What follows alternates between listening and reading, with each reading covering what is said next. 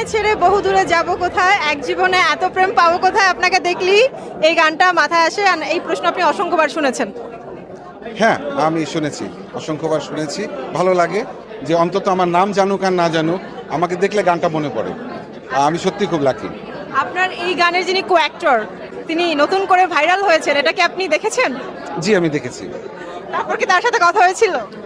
না, তার সাথে আসলে আমার যোগাযোগ নেই, অনেক বছর যোগাযোগ নেই। কিন্তু ভালো লাগে, মানে একই মানে হয় না যে একটা টিমের যে কোনো একজনের একটা অ্যাচিভমেন্ট দেখলে ওই অ্যাচিভমেন্টটা মনে হয় আমার নিজেরও।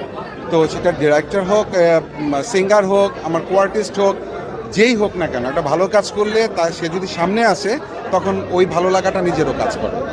তাকে নতুনভাবে সবাই যেভাবে আবিষ্কার করছে যে সে অনেক সুন্দরী হয়ে গেছে, পাকিস্তানের হানিয়া আমিরের সাথে তাকে অনেকে তুলনা করছে। না, ব্যাপারটা হচ্ছে নিজেকে মেনটেন করা খুব ইম্পর্ট্যান্ট একটা ব্যাপার। তিনি মেনটেন করছেন, তো আমিও দেখছি যে